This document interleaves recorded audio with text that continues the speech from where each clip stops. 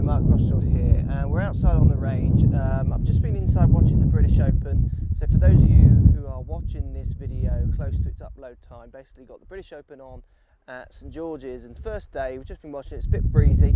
It's a typical links golf. What you're seeing is lots of golfers hitting what we call a knockdown shot. So they're hitting more club, but they're coming down a shaft and hitting it softer, just to try and keep the ball going in a little bit lower and make sure it doesn't balloon up into the sky. So let's talk about that shot, show you how to play it, and just talk a little bit about when's best to use it, just to help you get playing some better golf and shooting some low scores. Let's get into it.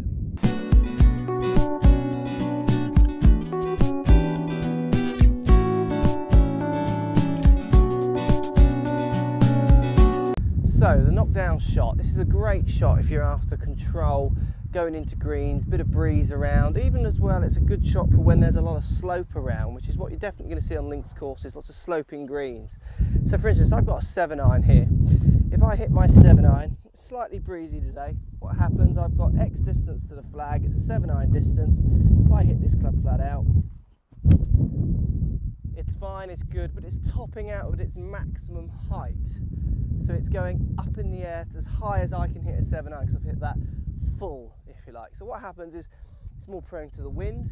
Let's say I'm into the wind, that ball might hang there for quite a long time. So if we get any strong gusts, it's going to come up way short, much shorter than expected. So what you're going to see a lot of good players doing over this weekend of the Open is that you're going to see them hitting maybe one extra club. So instead of hitting my 7, I'm going to hit a 6-iron. Now 6-iron obviously goes further than the 7, so I'm going to turn my 6-iron into a 7-iron. Two things I'm going to do. Differences in the makeup of the club. The 6-iron is half an inch longer than the 7. So the first thing I'm going to do to my 6-iron is I'm going to come down the grip. I'm holding down the handle half an inch to make it the same length as my 7-iron. That is instantly going to make it go a bit shorter. Next thing I do is I hit the shot. I'm going to hit it with less force. So I'm going to make a slightly smaller swing, slightly slower swing. So I push this ball in. What happens now, that's going a 7-iron distance, but it's going in much lower, so it's really kind of undercutting the wind a little bit more. It's got much more forward momentum on them, a lot less upward momentum, which is giving me more control on a windy day. The other thing that's happening is because I'm making that smaller swing, so I feel like I'm only making a 3/4 movement with my swing.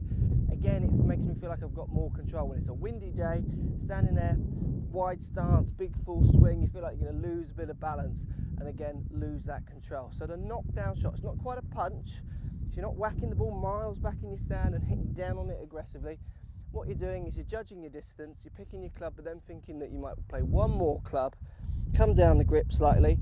You can put the ball position centre to slightly back on this club as well if you want to just knock it a bit lower.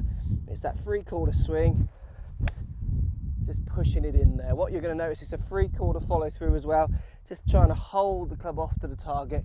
Don't want too much aggressive release with this one because I've got more club, it might turn the ball a long way left.